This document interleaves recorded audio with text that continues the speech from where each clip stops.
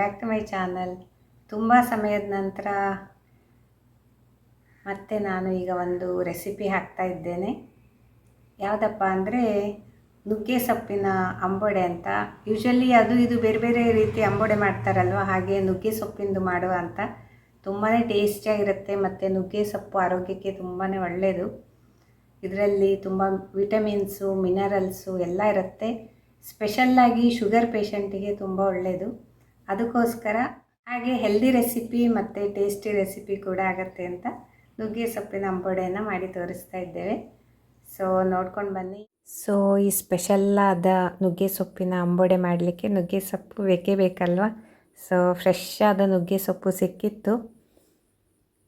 ಹಾಗೆ ಅದನ್ನು ತಗೊಂಡು ಎಲೆಗಳನ್ನೆಲ್ಲ ತೆಗೆದಿಟ್ಕೋಬೇಕು. ಕ್ಲೀನಾಗಿ ವಾಶ್ ಮಾಡಿಬಿಟ್ಟು ದಂಟನೆಲ್ಲ ತೆಗೆದು ಎಲೆಗಳನ್ನೆಲ್ಲ ಸಪ್ರೇಟ್ ಮಾಡಿಟ್ಕೋತೇವೆ.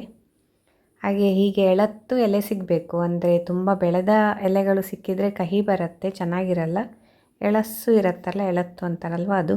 ಹಾಗೆ ಗೆಣಸನ್ನು ಬೇಯಿಸ್ಕೊಂಡಿದ್ದೇವೆ, ಅದನ್ನು ಸರಿ ಮ್ಯಾಶ್ ಮಾಡಿಬಿಟ್ಟು ಹಾಕಬೇಕು ಒಂದು ಪಾತ್ರೆಗೆ. ನೋಡಿ ಈ ರೀತಿಯಲ್ಲಿ. ಮತ್ತು ನುಗ್ಗೆ ಸೊಪ್ಪನ್ನು ನೋಡಿ ತೊಳೆದಿಟ್ಕೊಂಡಿದ್ದೇವೆ. ಈಗ ಸ್ವಲ್ಪ ಉಪ್ಪನ್ನು ಹಾಕ್ತಾಯಿದ್ದೇವೆ. ಇದೆಲ್ಲ ಚೆನ್ನಾಗಿ ಮಿಕ್ಸ್ ಮಾಡ್ಕೋಬೇಕು. ಮತ್ತು ಕಡಲೆಬೇಳೆನ ನೆನೆಸಿ ಪೇಸ್ಟ್ ಮಾಡ್ಕೊಂಡಿದ್ದೇವೆ, ಅದಕ್ಕೆ ಜೀರಿಗೆ ಪುಡಿಯನ್ನು ಹಾಕಬೇಕು. ಸ್ವಲ್ಪ ಎಳ್ಳು ಮತ್ತು ಖಾರಕ್ಕೆ ತಕ್ಕ ಹಾಗೆ ಮೆಣಸಿನ ಹುಡಿಯನ್ನು ಹಾಕಬೇಕು.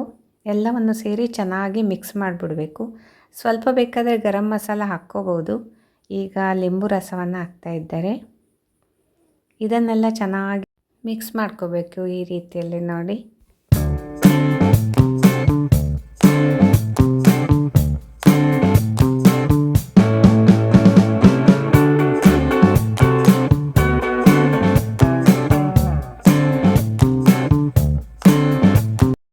ಈ ರೀತಿ ಹದ ಬಂದಮೇಲೆ ಹೀಗೆ ಚಪ್ಪಟೆ ಆಕಾರದಲ್ಲಿ ಅದನ್ನು ತವಾ ಮೇಲೆ ಇಡಬೇಕಂದ್ರೆ ಕಾವಲಿ ಮೇಲೆ ಇಡಬೇಕು. ಸ್ವಲ್ಪ ಎಣ್ಣೆ ಎಲ್ಲ ಹಾಕಿಬಿಟ್ಟು, ಶಾಲೋ ಫ್ರೈ ಅಲ್ವಾ, ಡೀಪ್ ಫ್ರೈ ಆದರೆ ಒಂದು ಬಾಣಲೆಯಲ್ಲಿ ಎಣ್ಣೆಯನ್ನು ಹಾಕಿ ಫ್ರೈ ಮಾಡೋದಿತ್ತು.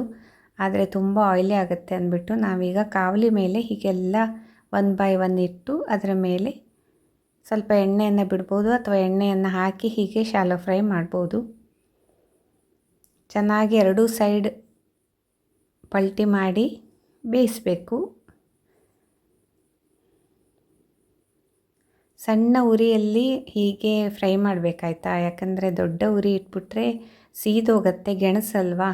ಹಾಗೆ ಕಡಲೆಬೇಳೆ ಪೇಸ್ಟು ಗೆಣಸೆಲ್ಲ ಬೇಗ ಕತ್ತಿ ಹೋಗುತ್ತೆ. ಇಷ್ಟು ಮಾಡಿಬಿಟ್ರೆ ನಮ್ಮ ನುಗ್ಗೆ ಸೊಪ್ಪಿನ ಹೆಲ್ದಿ ಅಂಬೊಡೆ ಸಖತ್ತಾಗಿ ರೆಡಿ ಆದಂಗೆ, ಫಸ್ಟ್ ಕ್ಲಾಸಾಗಿ ರೆಡಿಯಾಗಿದೆ ನೋಡಿ.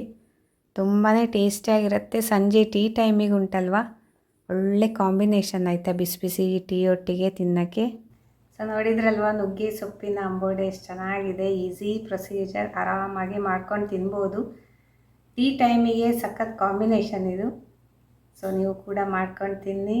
ವಿಡಿಯೋ ಇಷ್ಟ ಆದರೆ ಅಂದರೆ ಲೈಕ್ ಕೊಟ್ಬಿಡಿ, ಎಲ್ರಿಗೂ ಶೇರ್ ಮಾಡಿ. ಇನ್ನೊಂದು ಬೆಸ್ಟ್ ರೆಸಿಪಿಯೊಂದಿಗೆ ತಿರ್ಗಾ ಸಿಗ್ತೇನೆ. ಅಲ್ಲಿವರೆಗೆ ಟೇಕ್ ಕೇರ್, ಬಾಯ್.